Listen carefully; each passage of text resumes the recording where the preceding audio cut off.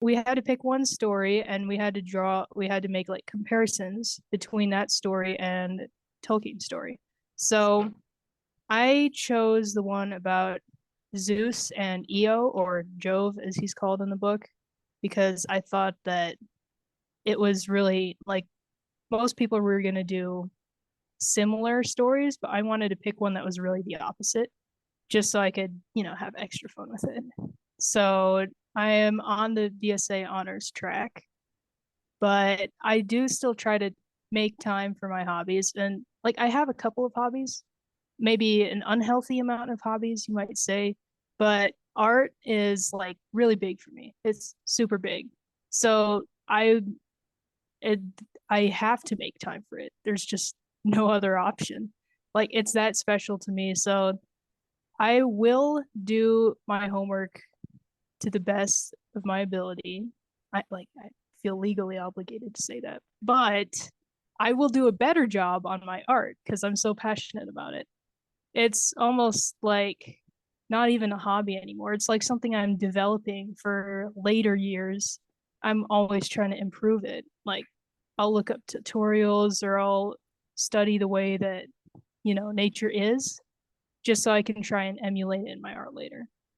I don't want to be doing any other kind of education than this because, in a way, this school is where I get my source material from. Excuse me.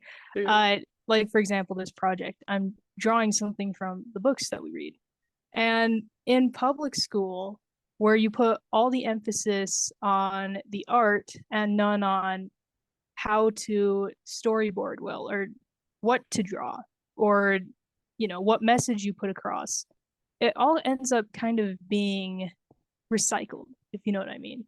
Like common ideas on social media or trends or whatever, not to bash on public school students in any way, because they're all mostly really, really creative.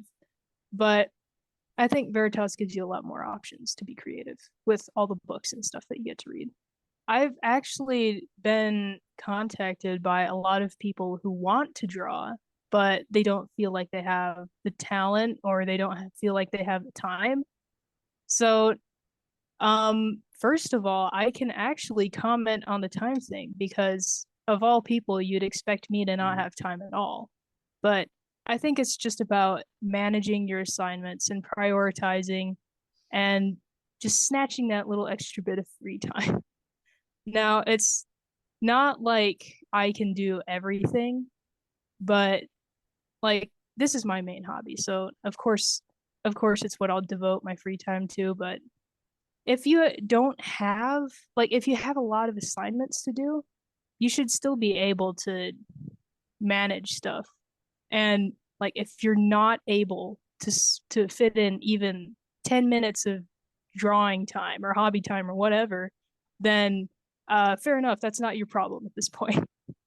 But for the I have no talent thing, um I actually think that skill is more useful than talent because with skill, you not only can draw as well as a person with talent, but you've learned how to work hard along with that. Like there are people with talent that just let it go to waste. With skill, you will need to work hard. Yeah, and some people won't like that, but um I guess we can all see why working hard is a good thing. And it's not like some people think that I can't draw. Maybe I can draw with a tutorial, but I can't draw on my own because I don't know where to put the lines. And my advice for that would probably be you don't need to have talent, basically. You can have skill, and that comes through a lot of practice with drawing. There are a lot of tutorials on YouTube that you can look up how to draw, and there are a lot of really good ones. They can teach even the people with no hope how to draw. And if you think, you're one of those people, well, just give it a shot. It's really fun to put your thoughts down on paper, not like writing them in letters, but actually giving your imagination a life of its own, sort of. Once you get a drawing down, it's really cathartic to look on it and like be really pleased and satisfied with what you've done.